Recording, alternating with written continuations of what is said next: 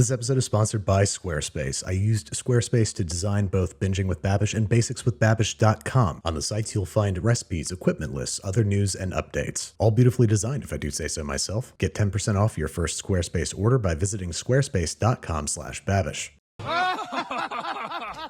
What the hell? What happened? They made us stop at every drive-thru chain in the galaxy so they can make one giant burger with a patty from each place. I guess I meant before that. Brains got a little mixed up. But we're gonna swap back, don't worry. Just didn't want to build a neural interface on an empty stomach, right? Hey, what's up, guys, and welcome back to Binging with Babish. The Screen Actors and Writers Guild strikes are over, so we can get back to doing what we do best, mashing together one of every kind of burger. But first, per Babishian bylaws, we had to recreate the search itself, scouring every drive-thru burger place in Brooklyn. The SAG strike is over, which means we can do binging again. I'm going to say all this in the studio, so this is redundant. We're out here in Brooklyn, and we are about to comb the borough for all the fast food chain burgers that we can get our greasy little paws on and make the every fast food burger from Rick and Morty. First stop, Shake Shack. Okay. One down, 9 to go. You don't think this is going to be a drive-thru? Brad, I will bequeath to you my entire fortune. If this is a drive-thru, it's official, it's on tape, it's legally enforceable. Oh wait, there it is. There's a Sonic, and you're right. Damn, And you get it's to not keep a your drive-thru. fortune. I get to was keep prepared. all that money. Oh, there's a McDonald's with a drive-thru yeah. though. Let's do that first. This is goofy. Where do you go? Thank you so much. Have a good day. It's so cool. They're just like chicken fries, but they're made from potatoes. This is how you Sonic. Grease bag number 3. These pickle fries are a triumph.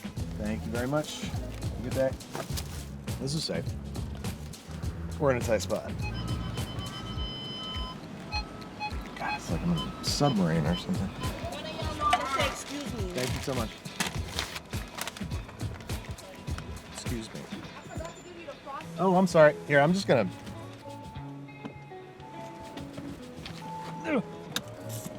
One thing at a time. It's the essence of Zen.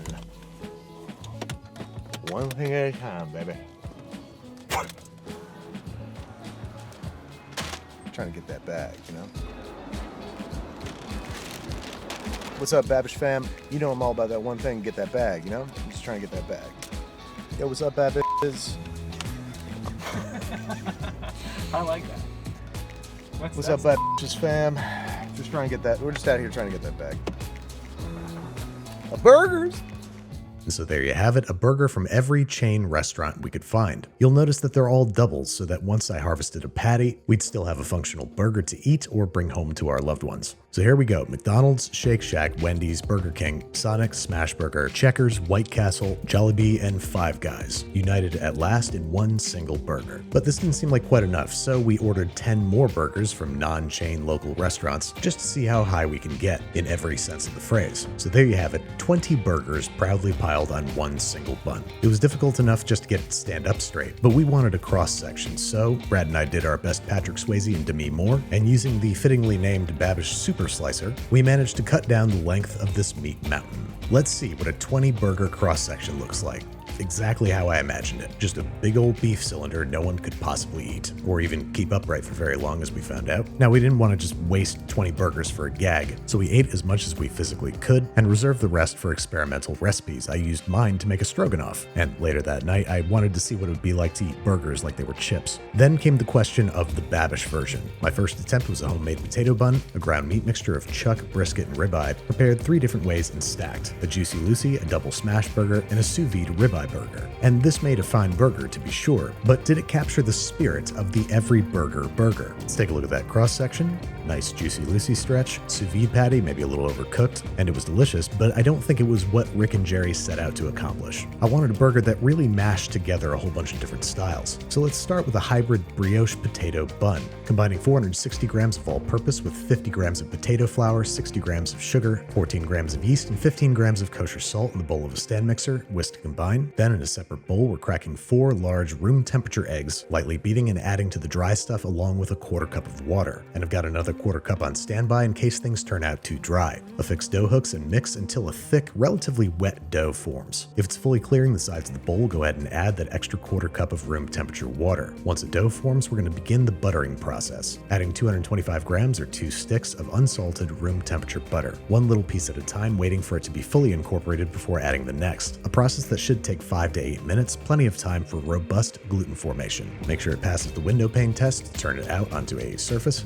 roll it into a taut, tight ball, heat your bowl with a little bit of butter, plop the dough inside, cover with a moist kitchen towel, and let rest for 1 to 2 hours, until roughly doubled in size. So now we're going to turn it out and knock out all the air, and at this point you can divide, shape, proof, and bake, or for better flavor and texture, place it into a well-lubricated airtight container and refrigerate for 48 hours, during which time it will have poofed, and because of its extremely high butter content, will have become hard as a rock. So let it come fully back to room temperature about 2 hours before dividing and shaping, which we're going to do by virtue of a scale for uniformity's sake, busting up into 8 pieces of equal weight, which we're rolling, stretching, and pressing flat into little buns, which we're going to let it proof under cover of greasy plastic wrap for anywhere from 45 minutes to an hour and a half, until puffed but not quite doubled in size. To see if they're done proofing, give them a forceful poke, which should spring back slowly and leave a slight divot. If it springs back too spiritedly, they need more time. Next, they are getting a thorough brushing down with a beaten egg and a generous sprinkling of white and black sesame seeds. Then these guys are headed into a preheated 350-degree Fahrenheit oven for 15 to 20 minutes or until deeply golden brown. Allow to cool completely before slicing and serving, at least 2 hours. Next up, we need to prep some of our burger accoutrement. For the Cuban Frita style burger, I need some matchstick potatoes. So I'm running a peeled russet through the 1/8-inch julienne plate of a mandolin and rinsing the resultant sticks until the water runs clear. Then over on the stovetop, I've got a pot of water heated to 175 degrees Fahrenheit, into which I'm going to deposit my potatoes, crank up the heat, get it back up to 170, kill the heat, cover, and let rest for 15 minutes in this method inspired by J. Kenji Lopez Alt. Fish out the sticks and drain them on paper towels, making sure to get as much water off them as possible and then patting them dry, because once they've cooled, they are headed for the deep fryer. First at 325 degrees Fahrenheit for about 90 seconds or until they're just starting to get a little bit of color. Fish them out, back onto some paper towels to drain, spread them out evenly, and refrigerate at least an hour until completely, utterly cooled. Then they're headed back into the oil, this time heated to 400 degrees Fahrenheit for a scant 30 seconds or until golden brown, draining once again on paper towels. Sprinkle with salt while they're still hot, and there you have it, potato sticks. Next up, the Cuban Frita sauce, combining 1/3 cup of ketchup, 2 tablespoons of tomato paste, a few dashes of hot sauce, 1 tablespoon of sugar, and a ½ teaspoon each of garlic powder and onion powder, 1 tablespoon apple cider vinegar, and a cup of water in a bowl. Tiny whisk to combine, and pour into a squeeze bottle. This stuff gets squirted directly onto the burgers while they're on the griddle. Next up, for a Hawaiian burger element, we need to caramelize some pineapple rings, thinly slicing and stamping out some fresh pineapple, and sauteing in butter until both the pineapple and the butter are lightly browned. Draining on what else but paper towels. Next up, I want one of the patties to be animal style, so for that we need some chopped caramelized onions. So we're cooking a whole diced onion in a couple tablespoons of oil over medium heat until we start to see a little bit of color, at which point we're going to deglaze the pan with about a tablespoon of water, using that to get the lovely fond off the bottom of the pot, rinsing and repeating this process for what feels like forever, until the onions are rich golden brown, texture like sun. Last thing we got to contend with is the meat.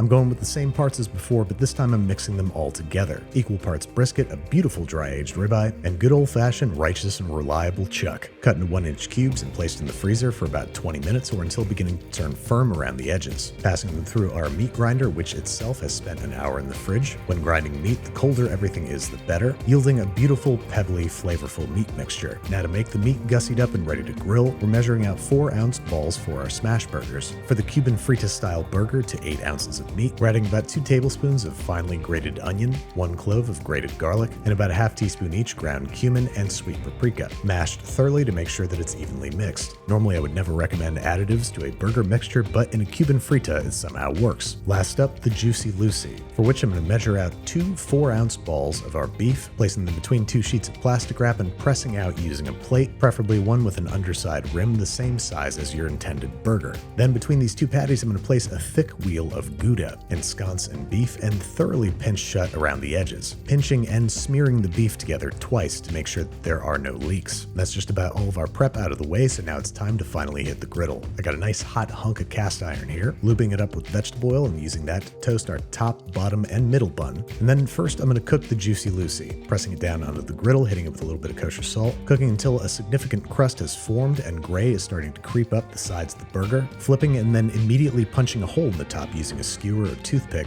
This is going to vent melting cheese gases and prevent things from blowing out the sides. Seasoning one more time, this time with kosher salt and freshly ground black pepper, topping with Munster cheese and our caramelized pineapple ring, squirting some water onto the griddle around it and covering to let the cheese melt. And there you have it, both the Jucy Lucy and the Hawaiian elements of our every burger. Next up are smashers, one plain beef, the other Cuban Frita mix. These are getting lightly salted and unceremoniously flattened, almost as though you're spreading mortar on a brick. To make the first smasher animal style, it needs to be squirted with mustard before flipping, then topped with a slice of American cheese and our caramelized onions. The Cuban Frita, however, receives a very different treatment after being flipped. It gets a generous dousing with that spiced tomato water mixture, which should mostly boil off by the time it's done cooking. So now we got all of our pieces, time to put them together. First on the bottom bun, I'm spreading a mixture of half teriyaki, half mayonnaise, which will serve as the bed for our Hawaiian Jucy Lucy. Next up, a very common burger topping. I think it's going to go well with the pineapple, bacon, followed by our toasted middle bun, which is going to hold up our smashers. First up, the Cuban Frita gets placed on a little squirt of ketchup and topped with our homemade potato sticks. Then on top of that, we're placing our animal-style smash burger, hitting the top bun with special sauce, and because why not, how about a sunny side up fried egg? Lightly seasoned, of course, with kosher salt and freshly ground black pepper, cut to conform to the burger form factor, and placed on top of the animal style. And because this is getting a little unhealthy, we should probably get some roughage in there, single leaf of butter lettuce, and pickles, which were formerly vegetables. Top it up, and there you have it, the every burger. Let's see what we've got in terms of a cross section, hopefully a bit more visually diverse. And I definitely let the Jucy Lucy hang out too long, so it's not as melty as I would like it to be. But I've gone through like 10 pounds of beef at this point, so let's give it a try. And it's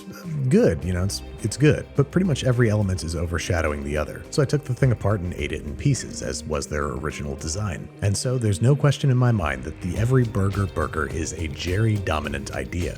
Thanks again to Squarespace for sponsoring today's episode. They've been a great partner in supporting the Babish culinary universe and bringing my websites to life. From websites to online stores to domains and analytics, Squarespace is the all-in-one platform for you to build your online presence. They also have SEO tools so that your site is getting found and searched by more people more often. If you want to try it for yourself, you can start your free trial today by visiting squarespace.com/Babish to get 10% off your first purchase.